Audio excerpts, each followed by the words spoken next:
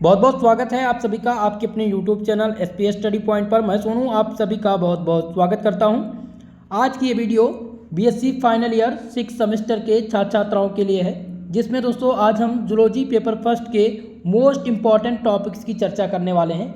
आज की इस क्लास में हमने उन्हीं टॉपिक्स को सम्मिलित किया है जिनसे हर बार प्रश्न पूछा जाता है।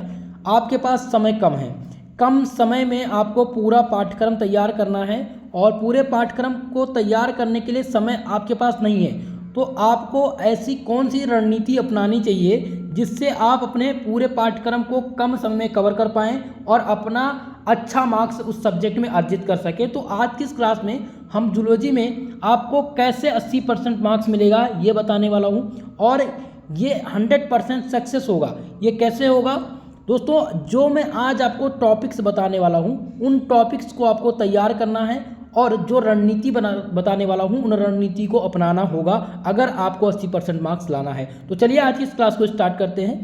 पूरे पाठ्यक्रम में 8 यूनिट आपके हैं। जूलॉजी का जो पेपर नंबर फर्स्ट है उसका पेपर टाइटल है इवोल्यूशनरी एंड डेवलपमेंटल बायोलॉजी। इसमें 8 यूनिट हैं और प्रत्येक यूनिट बाय यूनिट में मोस्ट इंपॉर्टेंट टॉपिक्स आपको बताऊंगा। तो चलिए स्टार्ट करते हैं आज की इस क्लास को।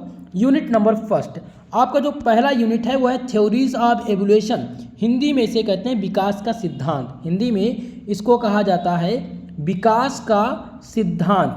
ठीक है, तो सबसे पहला टॉपिक आपका यही हो गया कि विकास का सिद्धांत क्या है ये आप तैयार करेंगे। ओके, यानी ओरिजिन ऑफ लाइफ पहला जो आपका टॉपिक है ये ओरिजिन ऑफ लाइफ है, लेकिन इसमें most important origin of life नहीं है। आपको अगर आपने शुरुआत से पढ़ा है तो इसको आपको ध्यान देना है, अन्यथा आप छोड़ दीजिएगा। ठीक है, अब नेक्स्ट आपको इसमें ध्यान देना है historical review of evolutionary concept, जिसमें है लैमार्किज्म, जिसे कहते हैं Lamarckism, Darwinism, natural sexual and artificial selection.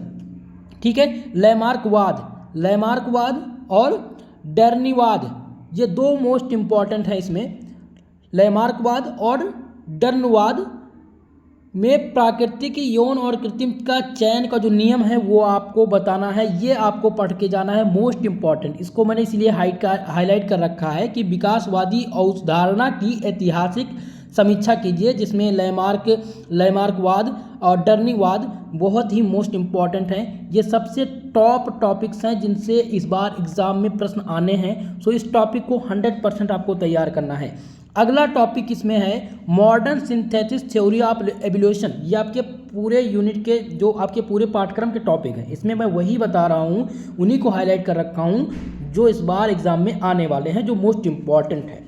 तो अगला था modern synthesis theory of evolution, यानी कि विकास का आधुनिक सिंथेटिक सिद्धांत। तो आपको इसमें आपको क्या तैयार करना है? Modern synthetic theory of evolution पढ़ लेना है। अगला आपका है दोस्तों पैटर्न्स ऑफ एवोल्यूशन। क्या पढ़ना है?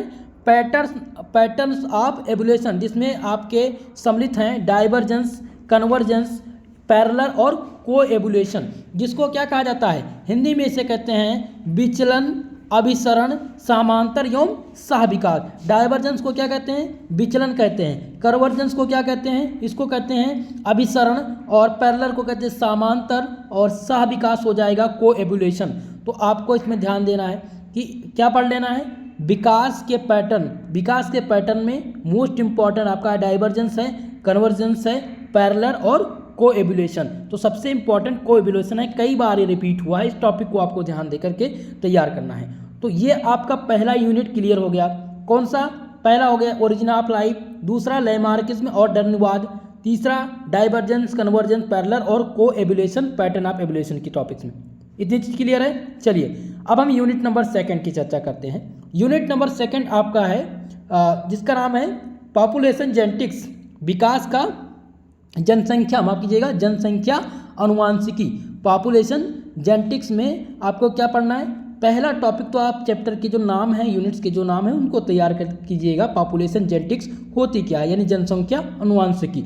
इसमें है micro evolution and macro evolution. Micro evolution और माक्रो एवोल्यूशन, इन दोनों को तैयार करना है, जिसमें एलील फ्रीक्वेंसीज, जीनोटाइप्स फ्रीक्वेंसीज, दो प्रकार के इसमें फ्रीक्वेंसीज हैं। पहला है एलील फ्रीक्वेंसीज और दूसरा है जीनोटाइप्स फ्रीक्वेंसीज, जिसमें सबसे इम्पॉर्टेंट आपका इसमें क्या हो जाएगा? ये हो जाएगा इसमें दोस्तों Hardy Weinberg equilibrium and condition, जो आपका सबसे टॉप है। इसको आप नोट कर लीजिएगा, मैं इसको हाईलाइट इसलिए कर दे रहा हूँ। और ये आपके एग्जाम में मॉडल पेपर में आप लोगों ने देखा होगा कि मैंने इस प्रश्न को मेंशन किया है, ठीक है।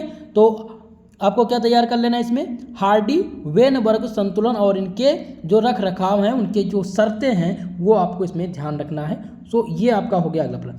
नेक्स्ट आपका टॉपिक है फोर्सेस ऑफ एवोल्यूशन, जिसमें म्यूटेशन, सिलेक्शन और जेनेटिक ड्राफ्ट सम्मिलित है। तो इसमें आपका जो मोस्ट इंपॉर्टेंट है वो सिलेक्शन है। तो दो टॉपिक आपको पढ़ना है यहाँ से। पहला हो जाएगा जेनेटिक पॉपुलेशन जेनेटिक्स, दूसरा आपको इसमें माइक्रो एवोल्यूशन और माइक्रो एवोल्यूशन, ये दो हो गया। तीसरा हार्डी वेनबर्ग इक्विलिब्रियम और इसके कंडीशन, और चौथा सिलेक्शन। इतना आपको पढ़ लेना है यूनिट नंबर 2 से। क्लियर है? चलिए नेक्स्ट देखते हैं यूनिट नंबर 3, जिसका नाम क्या है? इसका नाम है direct evidence end of evolution, जिसे कहते हैं विकास का प्रत्यक्ष प्रमाण। हिंदी में इसे कहते हैं डायरेक्ट एविडेंस, माफ कीजिएगा, डायरेक्ट एविडेंस ऑफ एवोल्यूशन को हिंदी में कहा जाता है विकास का प्रत्यक्ष प्रमाण। इसमें आप पढ़ेंगे टाइप्स ऑफ फॉसिल, यानी कि जीवाश्म के बारे में, जीवाश्म के प्रकार, बहुत ही मोस्ट इंपॉर्टेंट है। यहाँ से आपको 10 और 2, या माफ कीजिएगा 10 और 3, 13 नंबर के प्रश्न यहाँ से पूछे जाएंगे यूनिट नंबर 3 से, क्योंकि जीवाश्म से प्रश्न 100% पूछा जाएगा। तो जीवाश्म क्या होते हैं, जीवाश्म के प्रकार, और जीवाश्म डेटिंग ऑफ फॉसिल, यानी कि जीवाश्म का जो डेटिंग है वो क्या है। और मोस्ट इंपॉर्टेंट है फाइलोजेनी ऑफ हॉर्स, यानी कि जो घोड़े हैं उनकी फाइलोजेनी, जिनको कहते हैं इनके जो पूर्वज थे, उनके बारे में। ओके, तो यहाँ से आपको कौन कौन से टॉपिक मिला? तो पहला हो गया जीवाश्म का टॉपिक, जीवाश्म क्या होता है, जीवाश्म के प्रकार, और दूसरा जीवाश्म की डेटिंग, और तीसरा है फाइलोजेनेसी ऑफ हॉर्स। 3 टॉपिक्स आपको यूनिट नंबर 3 से तैयार करनी है। चलिए इतनी चीज क्लियर है। चौथा टॉपिक आपका है स्पेसीज कॉन्सेप्ट एंड एक्सटेंशन, प्रजाति, अवधारणा और विलुप्ति। स्पेसीज कॉन्सेप्ट यानी कि प्रजाति अवधारणा, और एक्सटेंशन मतलब क्या होती है, विलुप्ति होती है, ठीक है। तो इसमें से आपको क्या पढ़ लेना है, biological species concept, biological species concept यानी कि जैविक प्रजाति अवधारणा, इसके फायदे यानी इसके एडवांटेज और इसकी लिमिटेशन आपको पढ़नी है। तो एक बार सरसरी निगाह से इसको देख लीजिएगा, हो सकता है 1-2 प्रश्न इसमें से पूछा जाए। फिलहाल मैं कंफर्म तो नहीं हूँ कि इसमें से आएगा। और नेक्स्ट आपका है जो कि मास एक्सटेंशन, जिसमें आपको क्या पढ़ना है, case name and 5 major extension, जो कि मोस्ट इंपॉर्टेंट है आपका मास एक्सटेंशन का टॉपिक। क्लियर है? ये आपका हो गया चौथा यूनिट। अब चलते हैं यूनिट नंबर 5 की तरफ।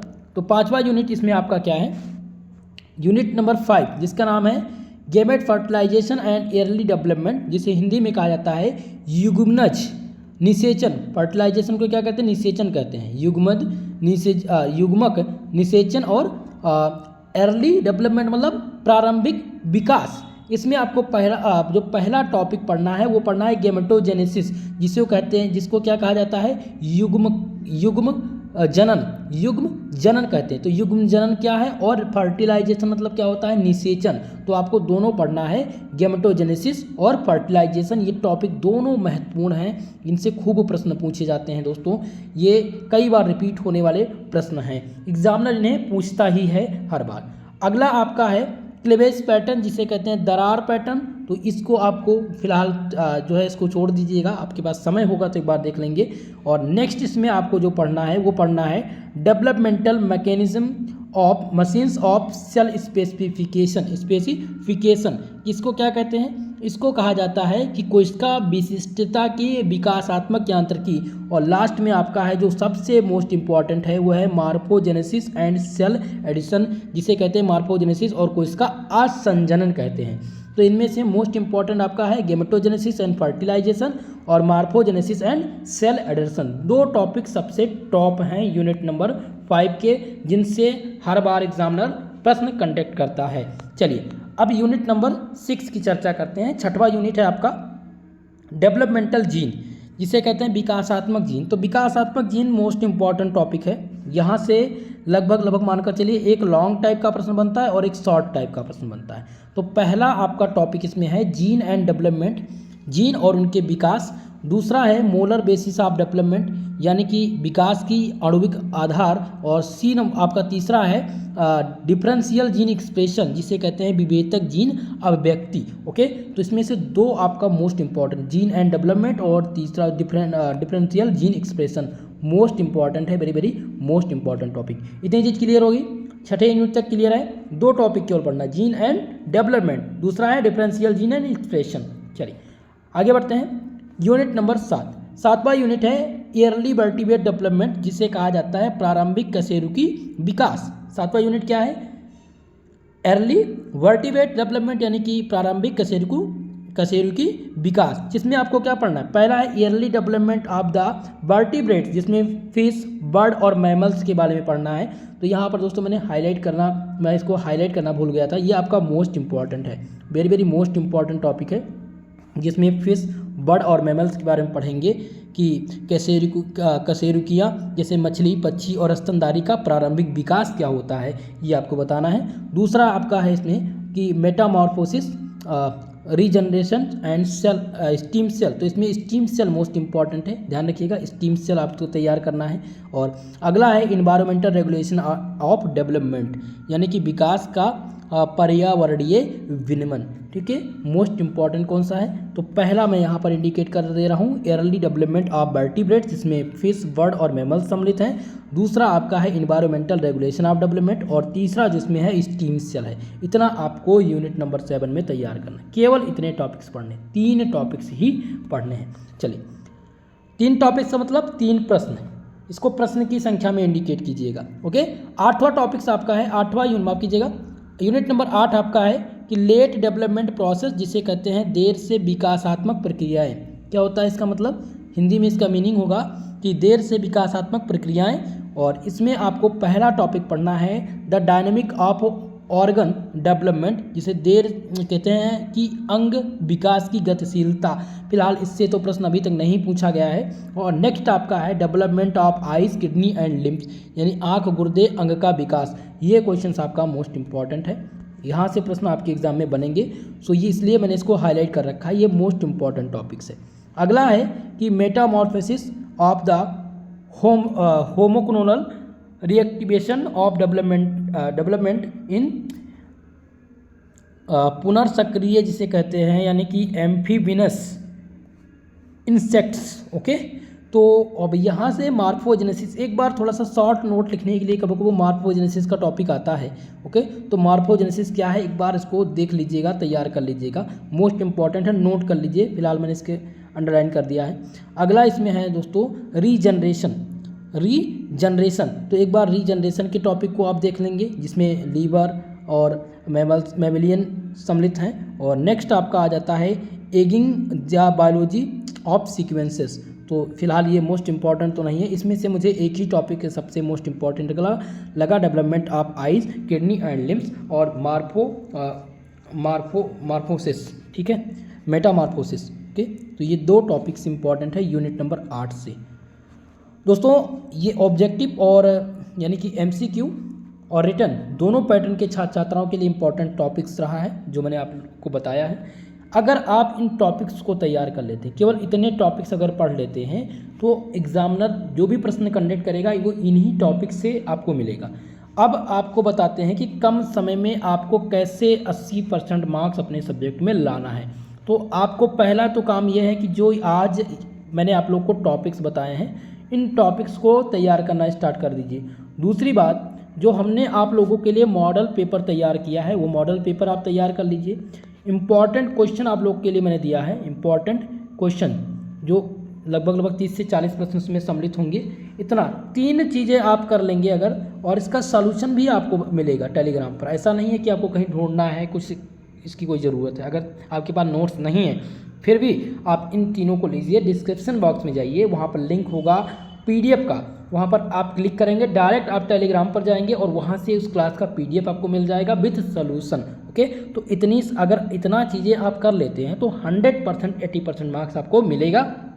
और जिनका एग्ज़ाम नज़दीक है, जैसे प्रोफेसर राजेंद्र सिंह रजूरिया विश्वविद्यालय में 16 तारीख से पेपर स्टार्ट है। बॉटनी शायद बॉटनी पेपर फर्स्ट का पेपर 16 को है, ठीक है। तो बॉटनी की क्लास कल मैं पेपर फर्स्ट और पेपर सेकंड दोनों लेकर के आऊँगा, जिसमें प्रयास रहेगा विथ सॉल्यूशन क्लास हो, ताकि और एक मान के चलिए कल या परसों में आपको महासंग्राम रिवीजन क्लास करा दूंगा, जो आपके प्रश्न को मैं क्लास में ही सॉल्व कराने का प्रयास करूंगा, ठीक है।